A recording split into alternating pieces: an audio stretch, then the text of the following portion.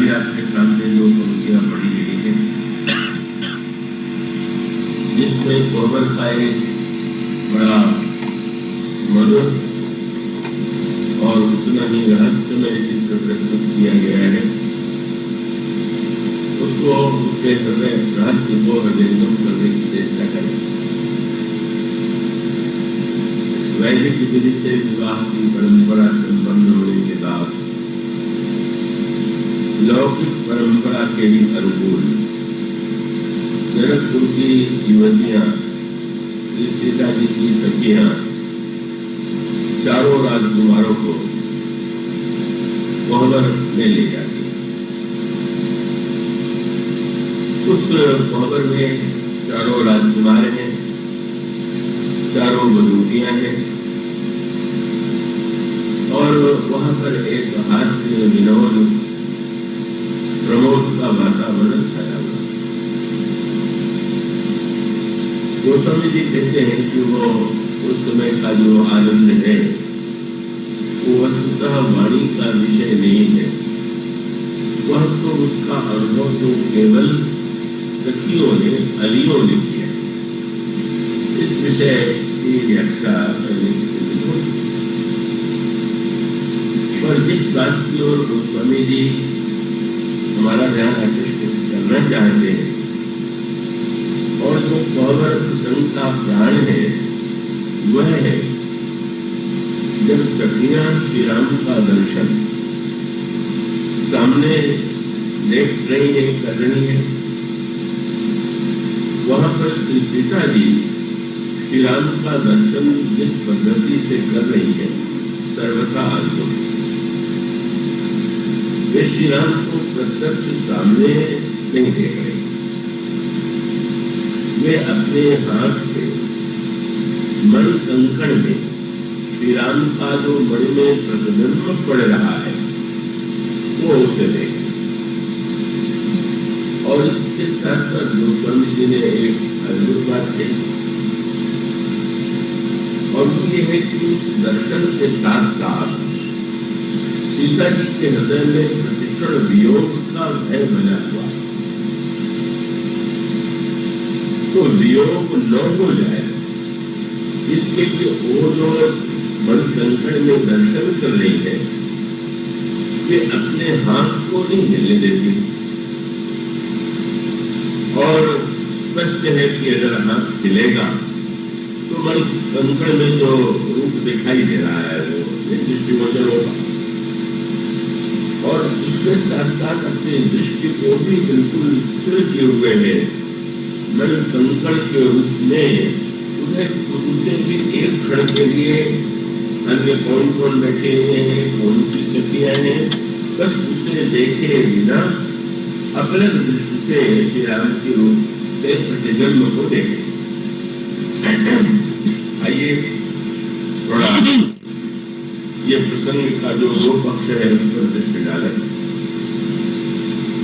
प्रेम जो है, ये प्रेम अनुराग का जो प्रसंग है, उसका एक पक्ष है प्रेम, जिसे हम प्रेम तत्व कहते हैं, और दूसरा पक्ष वह है कि जिसे हम प्रेम भाव कहते हैं। तो प्रेम शब्द तो दोनों में है, पर भाव और तत्व में भिन्नता। तत्व और भाव की भिन्नता उसको एक क्रांति के रूप में यूं कहें, जैसे सोना है, सोने की खान से सोना निकला और उसे आपने ये जाना कि यह सोना है। तो ये जो स्वर्ण का यह रूप है, यही मानो उसको हम कह सकते हैं कि सोने का यह तात्विक रूप। पर सोने का तात्विक रूप जो है, उसका व्यवहार में नहीं किया जाता। जब सोने का आभूषण बनाया गया तो आभूषण भी सोना ही है, लेकिन उसकी आकृति और नाम बदल गया। अब उसका नाम कोई सोना शब्द के द्वारा नहीं कहेगा, कंकण है, चाहे कंकणी है, चाहे नूपुर है, चाहे गले में पहनने का हार है। बस यूं कह लीजिए कि प्रेम तत्व का अभिप्राय है कि जो वस्तुतः प्रेम का तात्विक स्वरूप है वो एक पक्ष है, और दूसरा भक्त आनंद लेने के लिए सोना व्यक्ति को उतना आकृष्ट नहीं करता जितना आभूषण बनने के बाद वो प्रिय प्रतीत होता है।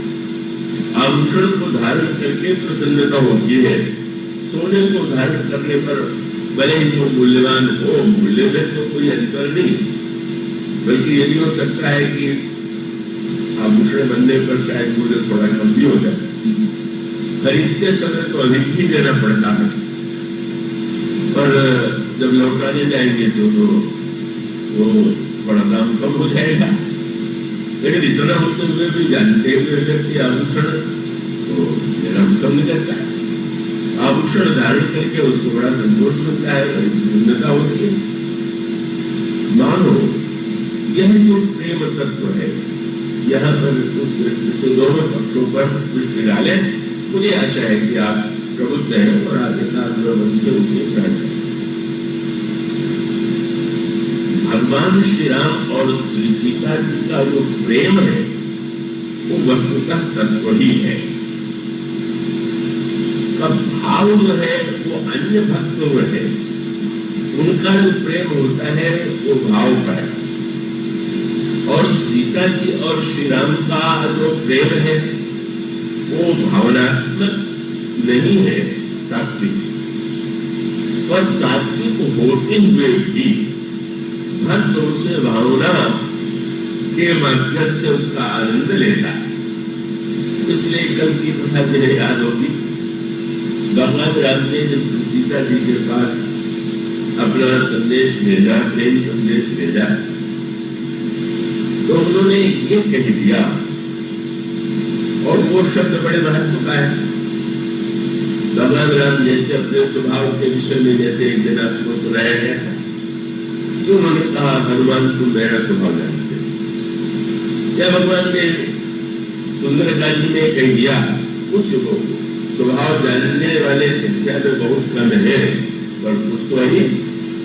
भगवान राम जब विभीषण से अपना स्वभाव बताते हैं, वो भी गिने चुने व्यक्तियों का नाम लेते हैं। सुनो सखा निज कहूं स्वभाव, जान भुसुंड संभु ले जाओ। भगवान शंकर मेरे स्वभाव को जानते हैं, पार्वती जानती है, और भगवान ने ये कहा कि तो सुनो सखा निज कहूं स्वभाव, जान भुसुंड। काग भुसुंड जानते हैं, शंकर जानते हैं, और पार्वती जानते हैं। तो अब प्रभाव जानने वालों की संख्या अधिक है, स्वभाव जानने वालों की संख्या उसके अपेक्षा बहुत बहुत कम है। लेकिन ये जो प्रेम तत्व है उसके संदर्भ में तो भगवान राम का वाक्य दूसरा है। उन्होंने ये कहा कि प्रिय हमारे और तुम्हारे प्रेम का तत्व जो है उसे कोई जानता ही नहीं है, केवल मेरे मन को छोड़। उसने हनुमान जी से संदेश लाया है, ये भी नहीं कहते कि हनुमान जानते हैं हमारे तुम्हारे प्रेम के तत्व को। ये नहीं कहते हैं कि भरत जी लक्ष्मण को ही जानता है। भगवान वहां पर प्रेम के साथ तत्व शब्द का प्रयोग करते। तत्व प्रेम कर मम और तोड़ा, जानत प्रिया एक मन बोला। इसका अभिप्राय क्या हुआ? सीधी सी बात यह है कि आनंद लेने के लिए जब सीता जी और श्री राम के विषय में भी कोई व्यक्ति उन चरित्रों को, लीला को पढ़ करके आनंदित होगा तो भाव के स्तर पर होगा। अब भगवान श्री राम श्री सीता जी का मुख देख करके वो अपलक देख रहे हैं, निहार रहे हैं, या श्री सीता जी के आभूषणों की ध्वनि सुन करके श्री राम के हृदय में अनुराग का उदय हुआ।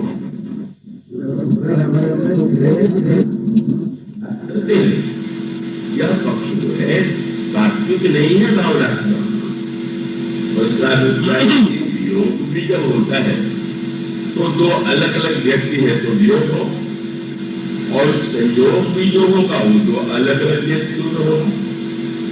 तो क्या तत्वतः सीता जी और श्री राम दोनों एक दूसरे से अलग है क्या? अगर दो व्यक्ति हो तो दोनों में संयोग भी होगा, वियोग भी होगा, विवाह भी होगा, ये सब होगा। लेकिन तत्वतः तो दोनों एक ही। पर गोस्वामी जी ने जो वंदना की है उस वंदना में उन्होंने एक बड़ा सुंदर सूत्र दिया। उन्होंने कहा पहले तो सीता जी उन्होंने अलग अलग वंदना की, तो वंदना को अलग अलग किया और दोनों का वर्णन भी अलग अलग रूपों में है। जब बंगालराज का वर्णन करते हैं, वंदना करते हैं तो कहते हैं गुणी मन वचन कर्म रघुदायक चरण कमल बंदम सबलायक राज्य बने हरे धनुषाय भरत विपत्ति भंजन सुखदायक। ये भगवान राम का श्री सीता जी उनकी वंदना करते हुए कहते जनक सुता जग जननी जानकी अतिशय प्रिय कन्नौर भारतीय युगपद कमल मनाओ या सुकृपा निर्मलमति पाओ। अब दोनों की वंदना, दोनों में अलग अलग गुण, दोनों से अलग अलग वस्तुओं की के लिए प्रार्थना। गोस्वामी जी भगवान राम से कहते हैं कि आपको भक्तों के विपत्ति को दूर करने वाले, तो आप मेरी विपत्ति भी दूर करेंगे। और श्री सीता जी के चरणों को पकड़ करके कहते हैं कि आपकी कृपा के बिना कोई निर्मल मति प्राप्त नहीं होती और आप निर्मल मत प्रदान कीजिए। किंतु यह जो वंदना है जिसमें तो भिन्नता, पर गोस्वामी जी ये बताना चाहते हैं ये जो अद्वैत में द्वैत की कल्पना है तब तो अद्वैत और भावना तो मेरा द्वैत भाव का पक्ष ही जो है दो नहीं होंगे तो भाव कैसे हो? तो तत्व के लिए दो की आवश्यकता नहीं है, तो भाव के लिए तो दो की आवश्यकता। और इसलिए मानो संकेत ये है कि भाव रस लेने के लिए हम दोनों की अलग अलग वंदना करते हैं। पर वस्तुतः स्पष्ट कह दिया कि तत्वतः तो सत्य ये है कि गिरा अर्थ जल बीज सब कहिए तो भिन्न भिन्न बंदो सीताराम पद जिन्हें परम प्रिय थे। बड़ा सुंदर संकेत उन्होंने दिया। समुद्र के किनारे आप गए हो तो आपने दृश्य देखा होगा, नदियों के किनारे भी आपको वो थोड़ा दृश्य दिखाई देता है। तो समुद्र के किनारे आपको दो भिन्न स्थिति दिखाई देगी।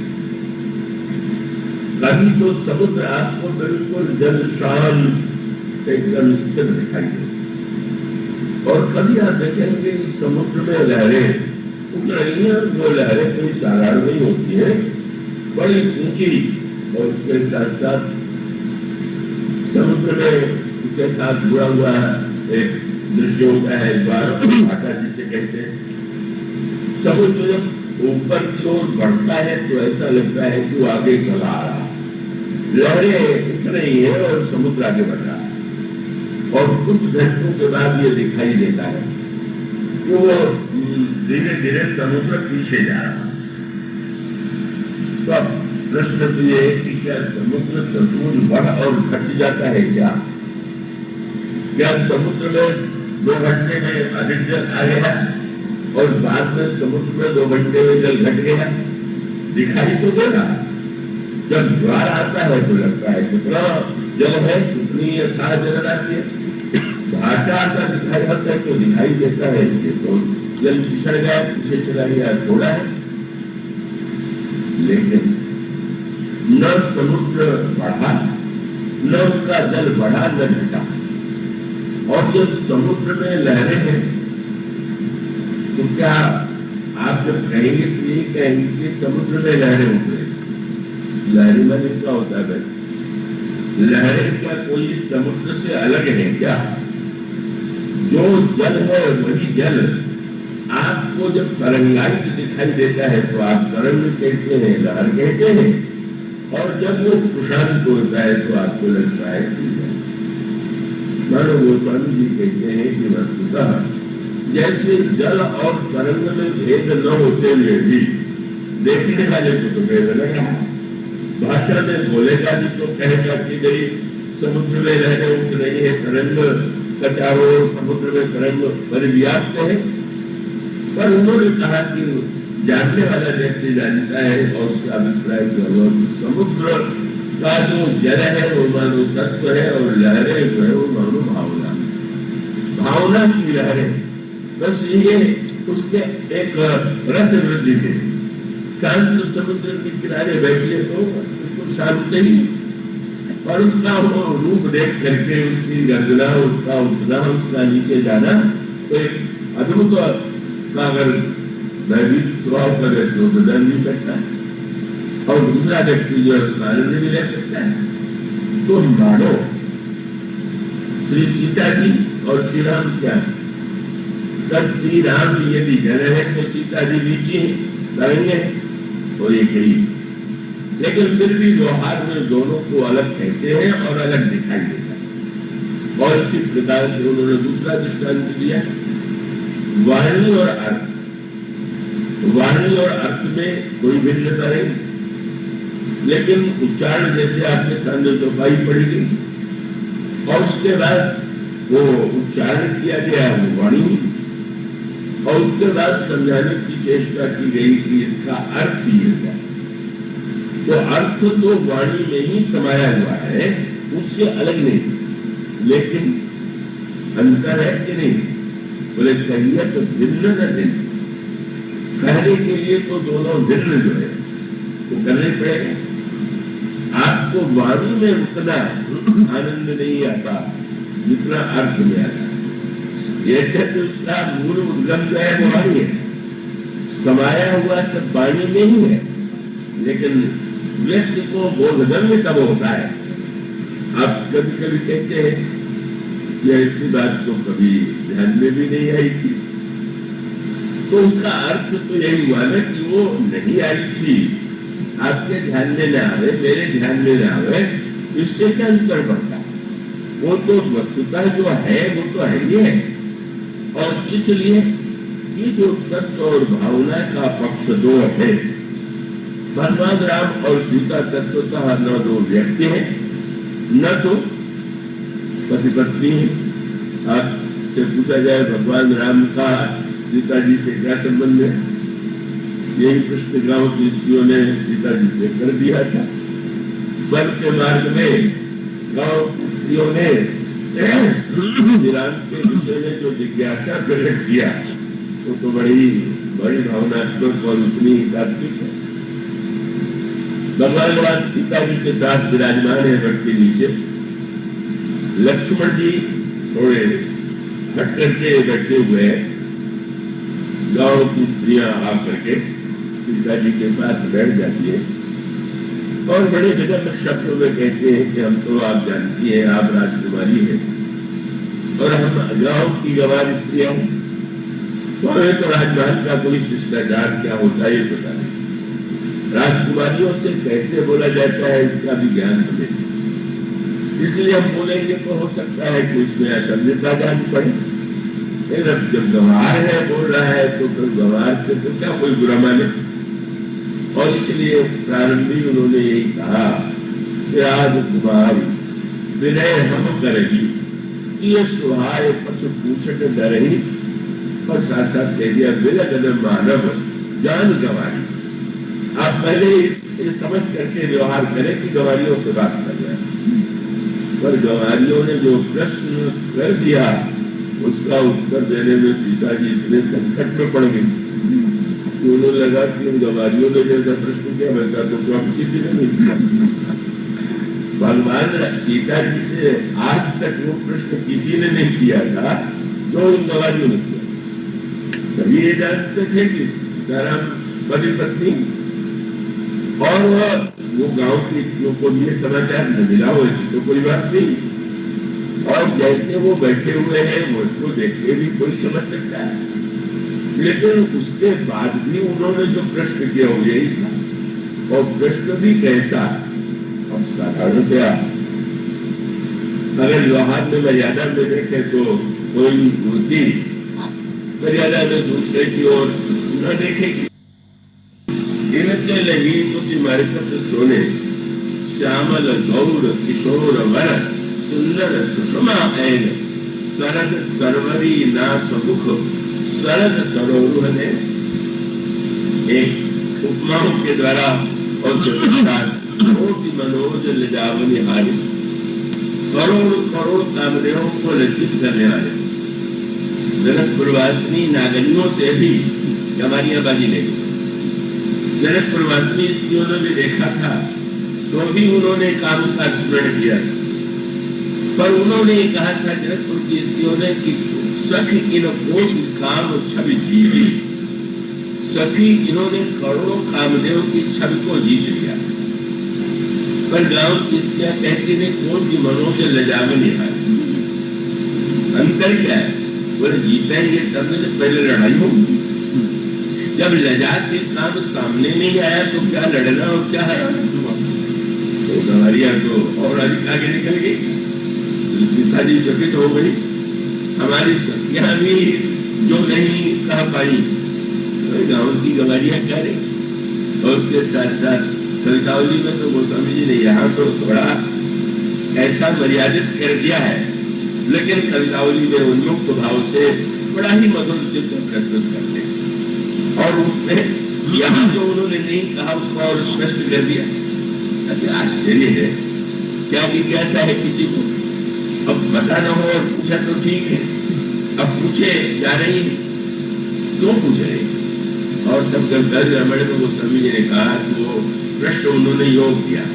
सीता जी तो मग्न है, बल्कि लिखा हुआ उनका प्रश्न सुन करके सीता जी की दृष्टि नीचे चली गई। और कभी दृष्टि नीचे करती है, कभी गांव की स्त्रियों की ओर देखती है। बार बार जो है इधर उधर इतना कठिन प्रश्न वो कर दिया उन्होंने। और वो प्रश्न ये था कि ये सुनखी ये बताओ कि ये तुम्हारे कौन है। और तब कविता की रामायण में और गोस्वामी जी और मधुर शब्दों में उसी का वर्णन किया। सीता जी तो मौन है, पर गांव की स्त्रियों को ये लगा कि सीता जी शायद ही कहती हैं कि तुम्हारे पास क्या नेत्र नहीं है, देख नहीं रही। तो उन्होंने कही तो समस्या है कि इनको देख करके निर्णय नहीं कर पा रहे। और उसका तात्विक का पक्ष ये है कि ईश्वर का परिचय पाना। तो ईश्वर का परिचय कौन दे? और इसमें कोई संदेह नहीं कि रामायण के अलग अलग प्रसंगों में परिचय देने वाले विश्वामित्र परिचय देते हैं। जनकपुर में तो संत ईश्वर का परिचय दे सकता है, अथवा निषाद राज के अंतःकरण में भ्रम है तो लक्ष्मण भगवान राम का परिचय देते हैं। अगर हनुमान जी को लगा तो हनुमान जी ने सीधे श्री राम से पूछ दिया आप कौन है। पर सखियों ने न तो लक्ष्मण जी से पूछा न तो राम जी से पूछा। उन्होंने चुनाव किया कि तो इसका उत्तर तो सीता जी से ही लेना है। और सचमुच वो जो भाव का आनंद है तो सखियों के प्रश्न में और सीता जी के उत्तर में। भगवान राम को उत्तर वो दे ही नहीं सकते जो सीता जी ने दिया, और लक्ष्मण के लिए तो बिल्कुल भी संभव नहीं है। उनकी भाषा तो ज्ञान विज्ञान वैराग्य की भाषा होती है। निषाद राज को जब परिचय देते हैं तो आप पूरा पढ़ जाइए, पूरा कर्म सिद्धांत पूरा वेदांत और फिर भगवान राम का वर्णन। भगवान श्री राम के द्वारा हनुमान जी का जो परिचय है वो दूसरे प्रकार का है। लेकिन यहाँ तो प्रश्न करते हुए मानो ईश्वर को हम कैसे पहचाने। तो बलरामाचार्य जी महाराज ने एक बड़ा सुंदर वाक्य कहा कि भाई व्यक्ति का एक लक्षण होता है। लक्षण माने जिसके द्वारा उसकी हम जान सके कि ये तो जैसे गाय है तो अब उसका लक्षण है कि गल कंबल के गले में एक भाग जो है लटकता रहता है, गाय का लक्षण। अन्य पशुओं में नहीं है, उसमें है तो वो गाय है। तो अब ईश्वर का क्या लक्षण? ईश्वर का क्या लक्षण है? तो तो उन्होंने बड़ा सुंदर वाक्य चुना, अखिल विरुद्ध धर्माश्रय, जिसमें समस्त विरोधी धर्म निवास करते हो। इसलिए ईश्वर का लक्षण नहीं बताया जा सकता। लक्षण ऐसा होना चाहिए कि जो उसको सुनिश्चित कर दे। पर जब ये कह दिया जाए कि 10-70 ना सत्य थे, न वो सत्य है न असत है, या तो कह दीजिए कि वो सत्य है या कह दीजिए असत्य है। पर अगर कह दे कि न सत्य न तो असत, जब उसका वर्णन करें तो ऐसा लगता है कि वो तो वस्तुतः समस्त विरोधी धर्म उसमें ही निवास करते हैं। और इसलिए ये सत्यों के प्रश्न में भी यही संकेत। नाव किस्तियां कहती हैं कि हम लोगों के सामने बड़ी समस्या है, इनको हम समझ नहीं पा रहे कि है क्यों। कठिनाई क्या है? बोले शीश जटा, इनके सिर पर जटा है, तो जटा तो साधु लोग धारण करते हैं, तो इनको देख करके साधु मान ले कि भाई बड़ी कम अवस्था में साधु हो गए। लेकिन और तो लक्षण है उनका, केवल शीश जटा और पूरा बाहु विशाल और विलोचन लाल, आंखों में श्रृंगार की लाली। अब महात्मा जी माने कि श्रृंगारी जी माने, नेत्रों को देखे तो लगता है बड़ा श्रृंगार भरा हुआ, आंखों में लाली। और जटाजूट को देखे तो लगेगा कि मुनि है, तो त्यागी माने कि विरागी माने। शीश जटा पूर्वाहु विशाल विलोचन लाल, और भी खुल गए। जो कहने की बात साधारण क्या शिष्टाचार में नहीं, बोले आंखें लाल है तो कैसे बोली नहीं सीता जी, पर वो स्वयं ही तर्क वितर्क कर रही, तो विलोचन लाल होना क्या आवश्यक है? तो श्रृंगार का लक्षण मान लिया जाए? क्या श्रृंगार के बिना नेत्र लाल नहीं होते हैं क्या? तो नहीं, एक बात उसके साथ और जुड़ी हुई है, और इससे लगता है कि वो लक्षण जो है श्रृंगार का, क्या बोले शीश जटा बाहु विशाल विलोचन लाल तिरछी सी भौं, तिरछी भौं, आंखों में ऐसी लाली, और साथ साथ का इनका सिर, उनके सिर पर ध्यान दें तो शांत रस, आंखों की ओर देखें तो श्रृंगार रस, और अगर भुजा की ओर देखें तो वीर रस। पूर्ण सरासन बाण कर धनुष बाण लिए गए हैं तो उसका अभिप्राय की वीर रस है। नेत्रों में अनुराग है तो उसका अभिप्राय श्रृंगार रस है। सिर पर जटा जूट है, इसका अर्थ शांत रस है।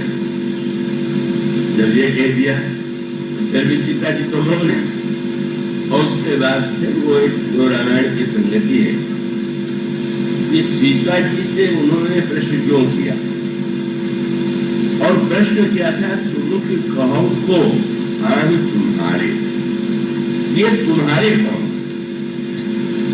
प्रश्न के अंतराल में आप बैठ के देखिए तो ये पता तो चल गया कि आपके, और उसका कारण है जो आगे चल करके सखियों ने कहा। भगवान राम के आंखों में बने ही अनुराग की लाली, सब कुछ है, पर उनकी दृष्टि जो है ये अनुराग और श्रृंगार वाली दृष्टि अगर जा रही है तो किसकी ओर जा रही है? ने गाँव स्पष्ट कह दिया, शीश जटा बाहु विशाल विलोचन लाल तिरछी सी भौं, और पूर्ण सरासन बाण धरे तुलसी वन मार्ग में सुखी सोए, और सादर 12 बार सुभाय हृदय। बार बार केवल आपकी ओर देख रहे, तो आपका ये अधिकार होगा तभी तो आपको छोड़ के किसी को नहीं देख रहे। केवल इतने लोग बैठे हुए और केवल आपको देख रहे हैं, इतना आदर आपको दे रहे हैं, तो निश्चित पता चल गया कि आपके वशीभूत हैं।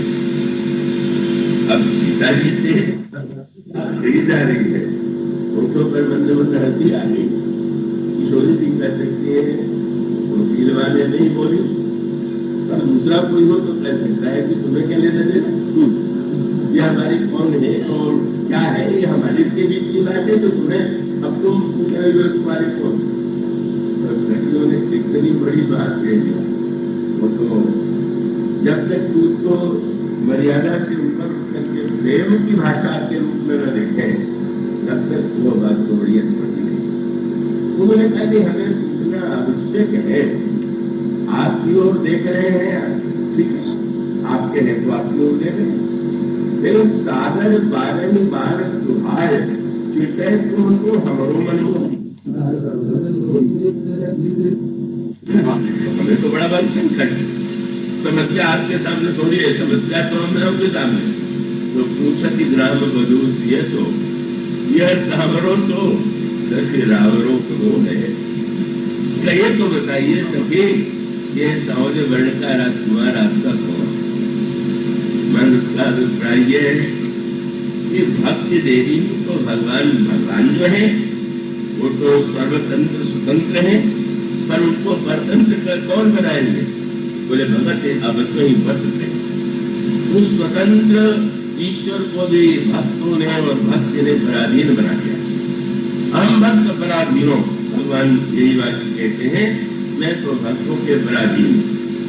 मानो सूत्र यही था कि आप ये बताइए, समस्या ये है कि जब हमारा मन, हमारा चित्त इनकी ओर चला जाता है तो हम जानना चाहते हैं कि आपके कौन है,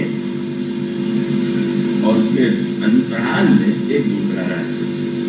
वो इस प्रसंग से जो प्रारंभ की कड़ी है उससे जुड़ा हुआ है। वस्तुतः गांव की स्त्रियों ने ये देख लिया कि लक्ष्मण जी की दृष्टि तो भगवान राम के चरणों की ओर और सीता जी के चरणों की ओर, कभी उनका चरण कभी उनका चरण देखते हैं। और उस दर्शन में लक्ष्मण जी इतने आनंद में डूबे हुए हैं। लक्ष्मण जी जब तक भगवान राम सीता जी के साथ रहे, जब वो दोनों को बैठा हुआ देखते थे तो कहाँ चले जाते? बोले छीन छीन लखी सिय राम पद और जान आप पर ले। किसी ने कहा कि अरे भाई, अब इतने देर से कोई साथ रहे, अब होता है बहुत परिचय हो जाने पर, बहुत साथ रहने पर आकर्षण कम हो जाता है। अब मंदिर में जो पूजा करते हैं उनको उतना आकर्षण नहीं लगता जितना दर्शनार्थी को लगता है। अब नित्य हर समय देख रहे हैं तो जब वो पुरातन हो जाता है तो रस तो नूतनता में आता है। तो फिर प्रश्न है कि लक्ष्मण जी निरंतर साथ रहे तो फिर मन में कभी रस का अभाव हुआ कि नहीं? तो गोस्वामी जी ने कहा उनके पास समय कहा, क्या करते रहते हैं? उन्होंने कहा प्रतिक्षण छीन छीन, प्रत्येक क्षण उनका या तो श्री राम के चरण की ओर या सीता जी की ओर। और इतना आनंद आता है उन चरणों की, इतनी व्याख्या वो मन ही मन करते। भगवान राम का चरण, श्री सीता जी का चरण, दोनों के रंग में क्या भिन्नता है, दोनों की रेखाओं में क्या भिन्नता है। और जब कोई भावुक भक्त व्याख्या करने बैठे तो उसको तो चरणों में, साधारण व्यक्ति को तो रेखाएं दिखाई देती, पर वो रेखाओं में क्या है? गोस्वामी जी कहते हैं जागृत अवस्था की तो बात क्या है। लक्ष्मण जी जब चरणों की ओर देखते थे तो उनको देख करके भगवान राम और सीता जी जिस प्यार से, स्नेह से, वात्सल्य से उनको देखते थे, गोस्वामी जी ने कहा लक्ष्मण तो इतने आनंद में डूब गए कि छिन छिन लखी सिया राम पद जान आप पर लेह करत सपने लखन चित बंधु मां गए। तो भाई की याद आई, न तो पिता की, न माता की, न पत्नी की। हमारे कवियों को तो बड़ा अच्छा नहीं लगा, क्या उर्मिला को बिल्कुल रुला दिया क्या? इस कवि क्या है और हमारे प्रसिद्ध जो कवि थे देश के, बंगाल के रविंद्रनाथ ठाकुर, उन्होंने कहा कि उर्मिला की बड़ी काव्य में उपेक्षा हुई और वंशभूषण जी ने उसका मिटाने के लिए एक वर्णन ग्रंथ लिखा, बड़ा मधुर वर्णन। पर वो ठीक है, अपनी दृष्टि होती है, पर रामायण का संदर्भ तो दूसरा है। वहाँ लक्ष्मण जी का अपनी पत्नी से कितना प्रेम है, नहीं है, वो प्रश्न मुख्य नहीं। आज सब कुछ होते हुए भी लक्ष्मण को एक क्षण के लिए भी नहीं याद है। क्यों? बोले जितने नाते हैं सब के सब उन्हें भगवान राम और सीता जी के चरणों में मिल जाते। सारे नाते जो है वो वही पा लेते हैं। और इतना आनंद, इतना गोस्वामी जी ने शब्द कितना सुंदर लिखा कि लक्ष्मण जी का इतना अनुराग पर भगवान राम और सीता जी का लक्ष्मण के प्रति कैसा अनुराग है? तो स्वामी जी ने कहा, जोगवन प्रभु सिय लखन कैसे, बालक का विलोचन गोलक जैसे। जैसे आंख के पुतली को दोनों ओर की पलकें अपने आप में रक्षा करती रहती है, भगवान राम और सीता जो है वो तो उनकी जो गलियां हैं लक्ष्मण, वो उनको मानो पलक बंद करके निरंतर कितना स्नेह करते हैं भगवान राम और सीता। और इसीलिए वो दृश्य आपके ध्यान में होगा, भगवान राम ने वन में एक दिन दिखाया, किताबी रामायण में वो स्वामी का प्रिय प्रिय बंधु को दिखावत विटप गई। भगवान श्री राम विराजमान है, वृक्ष लता लिपटी हुई है, लता कुंज बन गया है। भगवान राम ने कहा, ये देखो कितना सुंदर दृश्य है। विनोदी जी कहती है कि अद्भुत।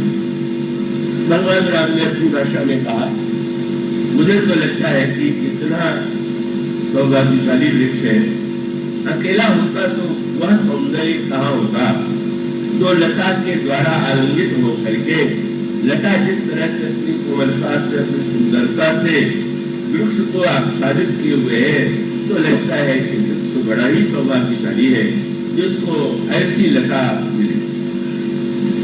शिक्षोरी जी ने तुरंत कहा कि इसमें तो मेरा आपसे बन गए। दृश्य तो बड़ा सुंदर है, पर मैं मानती हूँ कि भाग्यशाली तो लता है, भाग्यशाली क्यों? बोले वृक्ष ने अगर अपनी भुजा का आश्रय दे करके उसे ऊपर न उठाया होता तो नीचे जाने कौन पशु चल जाता, कौन उसकी सत्ता का महत्व था। भाग्यशाली तो लता है, वस्तुतः लता और वृक्ष तो प्रतीक बन गए। भगवान राम सीता जी की ओर दृष्टि डालते हैं और अपने आप को वृक्ष के रूप में, तो हम ये कहते हैं कि तुम जैसी ऐसी दिव्य भाव वही प्रिया बात करके मैं धन्य हूँ, भाग्यशाली। और श्री सीता जी कहती कि नहीं, आपको पा करके मैं भाग्यशाली नहीं। दोनों के अपने अपने तर्क हैं, और जब निर्णय नहीं हो पाया तो लक्ष्मण जी से पूछ दिया गया, लक्ष्मण तुम बताओ लता भाग्यशालिनी है ना? उन्होंने कहा इसमें क्या कहना, अद्भुत। प्रभु ने कहा कि मुझे लगता है कि वृक्ष बड़ा भाग्यशाली है, हमारा वृक्ष बड़ा भाग्यशाली है। तो तुम दोनों की बात करते हो, दोनों में कोई अधिक कम तो होगा। उनका नहीं डाला, वृक्ष और लता दोनों समान भाग्यशाली। अंतर अंतर इन दोनों से अधिक भाग्यशाली वो पथिक है जो दोनों की छाया में बैठा हुआ है। संकेत देता है भाग्यशाली तो मैं हूँ कि आप दोनों का वात्सल्य और आपके स्नेह प्राप्त है। तो इस तरह से लक्ष्मण जी 14 वर्ष तक निरंतर इन चरणों में ही समाये रहे, चरणों को ही देखते रहे, ऐसा दिव्य दर्शन। तो वस्तुतः लक्ष्मण जब भगवान राम और सीता जी के चरणों को देखते हैं तो चरण नहीं, वो तो रेखा नहीं हो, तो वहां पर परम आनंद में रस में डूबे। गांव की स्त्रियों ने देख लिया और ये भी लगा कि ये इतने ही काव्य है कि इनसे कुछ पूछना, इनके रस में व्यवधान और क्या पता कुछ तेज स्वभाव क्यों देखते लगता है स्वभाव से कि कुछ अधिक तेजस्वी। भगवान राम से तो क्या पूछे, बल्कि कहा उनका अभिप्राय दूसरा। अभिप्राय ये था कि लक्ष्मण जी कैसे इन दोनों के चरणों को देखते, यदि दर्शन उन्होंने कर, और भगवान राम सीता जी को कैसे देखते हैं वो भी देख रहे।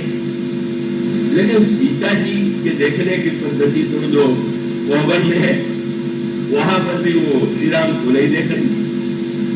आप सर्वत्र देखेंगे उनके देखने की पद्धति।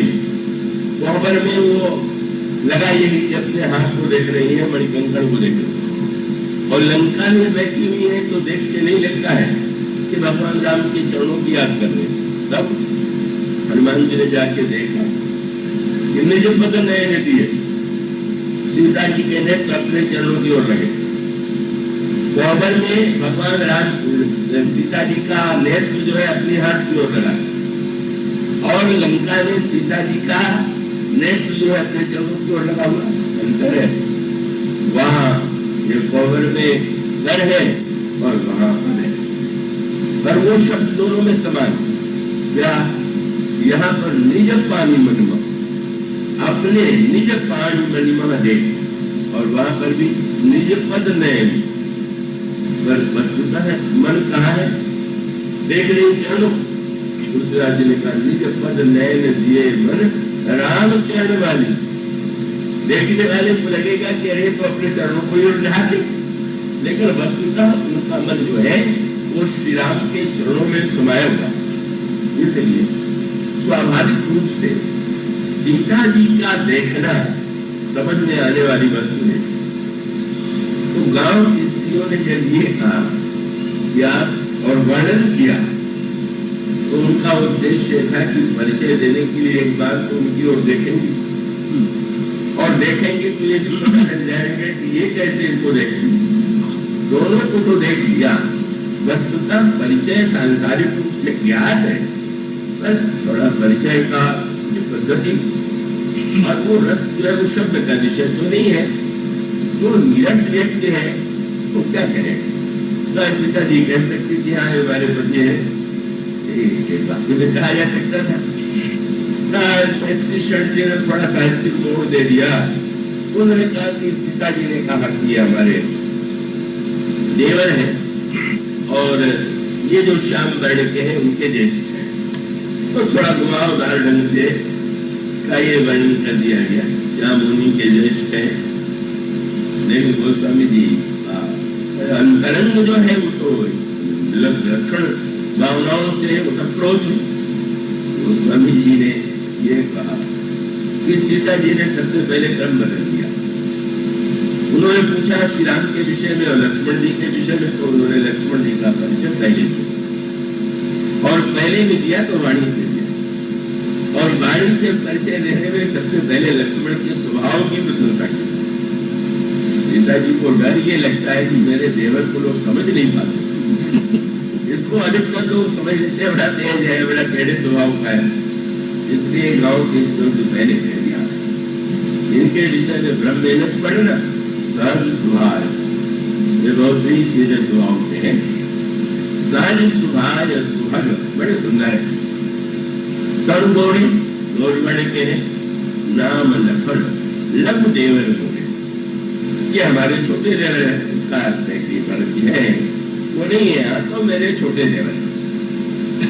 उसके बाद श्री राम का परिचय भी दे सकती है, ज्येष्ठ कर करके इनके ज्येष्ठ भाई है, सीधे कह सकती है कि मेरे पति देवर, पर उन्होंने ऐसा नहीं किया।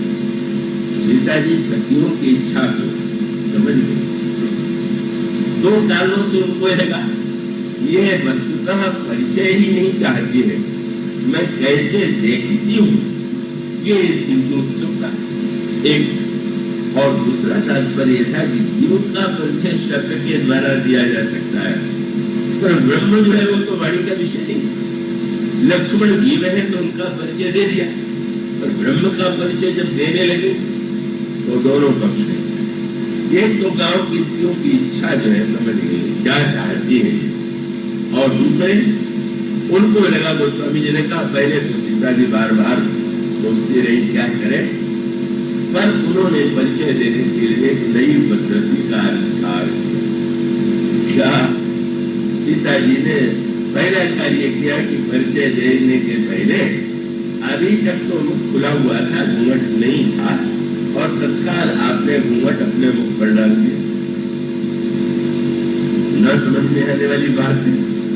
अब इतने दिनों से कभी घूंघट नहीं किया, और गांव की स्त्रियों के पूछते ही घूंघट कर लिया, कैसा है उसका वो आप आनंद तब ले सकेंगे जब वो तत्व पक्ष की बात कही जा रही है। तब जाते गांव की स्त्रियां पूछती है आपके कौन, तो क्या पूछा जाए श्री राम से कि सीता जी आपकी कौन है, सीता जी से पूछा जाए राम आपके कौन है।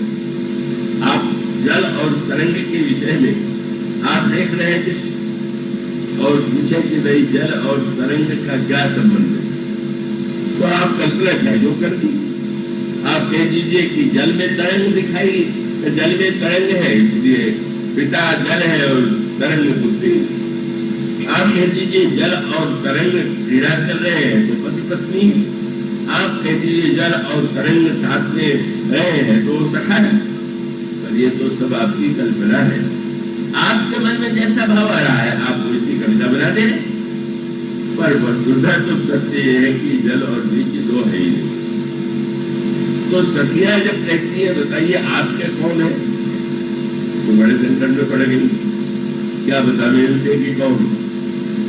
अब अगर हमारा जिनसे कोई नाता सचमुच शब्दों नाता जो है तो शब्द की सीमा है, वो नाते संसार के है, वो तो शब्द की सीमा में बने हुए हैं। प्रत्येक की मर्यादा बन गई, पिता से ऐसा व्यवहार करना चाहिए, पुत्र से ऐसा, भाई से ऐसा, स्त्री के लिए भी पति से ऐसा, देवर से ऐसा, पुत्र से ऐसा, सब पर वस्तुतः भगवान राम और सीता जी जब पति पत्नी कहते हैं तो ये तो हमारी लाचारी है कि हम उनको दो बना करके हम उस दृश्य के द्वारा एक अपना आनंद ले रहे हैं।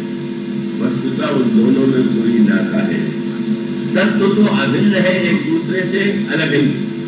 इसलिए आपने ध्यान दिया कि भगवान श्री राम ने जब हनुमान जी से कहा कि तुम्हारे और हमारे प्रेम का तत्व जानने वाला एकमात्र मेरा मन है, तो भी लगता है कि ये तो तुमने थोड़ा सीता जी का अनादर कर दिया।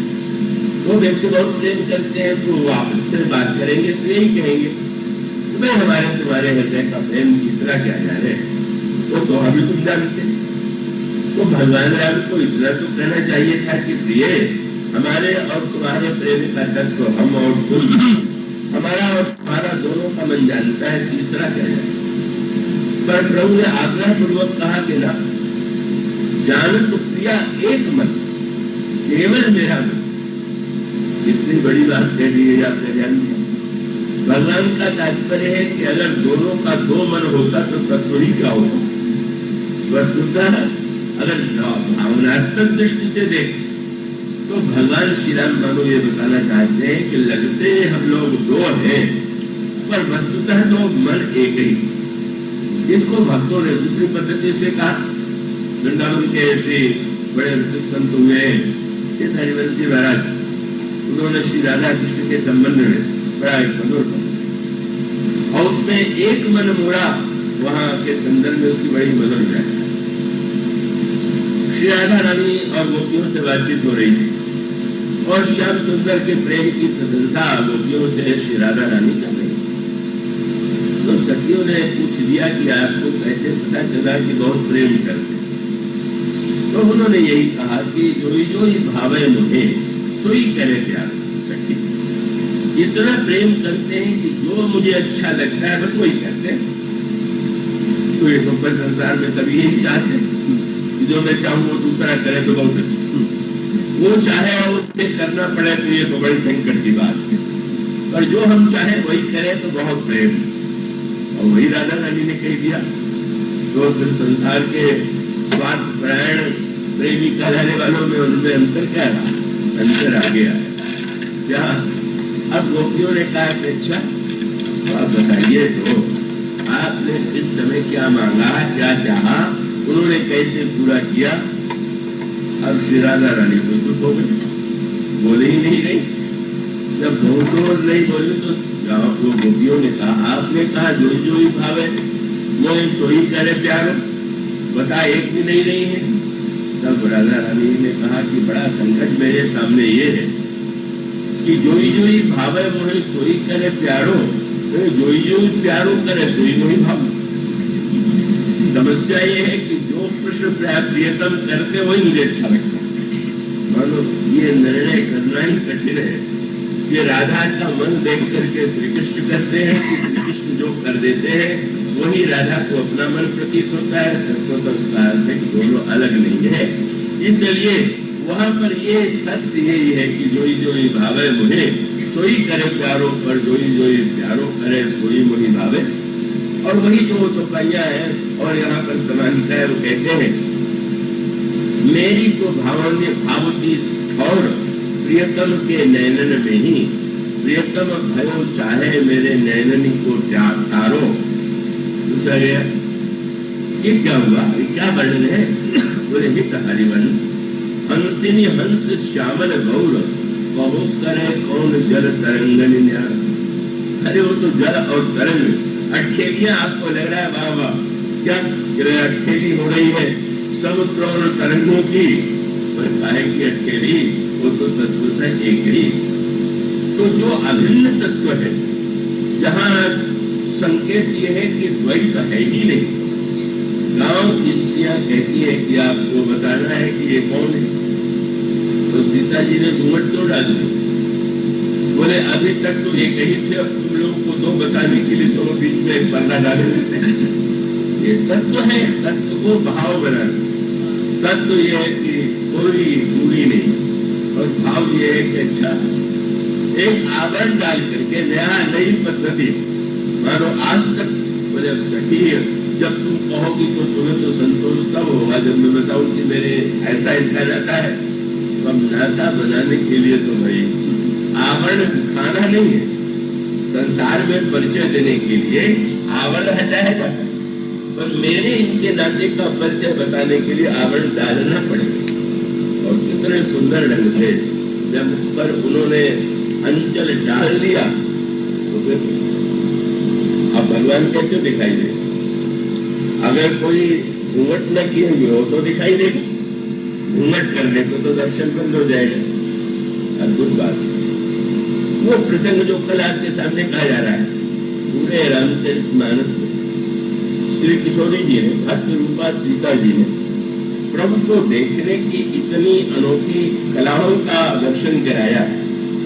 एक भी कला अगर व्यक्ति ठीक ठीक हृदयंगम कर ले तो ईश्वर को कैसे देखना चाहिए, कितने प्रकार से देखा जा सकता है। और वो वस्तुतः उन्होंने अद्वैत में घूंघट के द्वारा द्वैत बना दिया, आवरण डाल दिया। लेकिन द्वैत है, घूंघट है तो दिखाई नहीं देगा। इसलिए कबीरदास जी से किसी ने कह दिया भगवान नहीं दिखाई देते, तो उन्होंने कहा इतना लंबा तो घूंघट डाल लिया, भगवान कहाँ से दिखाई दे? घूंघट के पक्ष विपक्ष की बात नहीं है, वो तो उसका अर्थ है कि घूंघट तो वस्त्र ही है।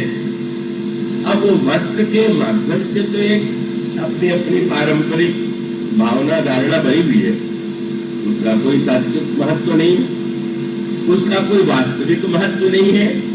घूंघट के बिना भी आवरण, घूंघट के बिना भी व्यक्ति में शील हो सकता है, और घूंघट डालने पर भी शील का अभाव हो सकता है।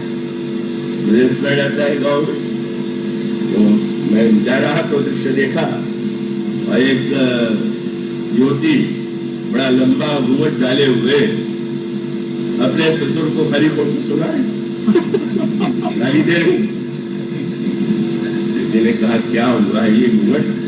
हमने कहा बिल्कुल ठीक घूंघट, घूंघट खोलने पर तो संकोच लगता है कि ऐसा कहे कि न। इसलिए आवरण जो है संकोच तोड़ने के लिए, आवरण संकोच रखने के लिए ये तो मन की वृत्ति है, और वो मन की वृत्ति का आनंद जो है अब आप रखे न रखे ये आप अपने ढंग से सोचे, लेकिन कितना दिव्य।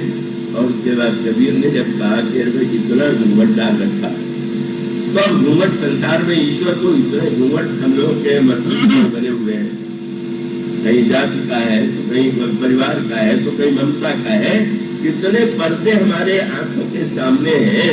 हम उन्हें देखेंगे कि भगवान को देखेंगे? हम देखते हैं तो हमें अपने परिवार के सदस्य दिखाई देते हैं, हमें परिचित दिखाई देते हैं, और वो पर्दा बने हुए हैं।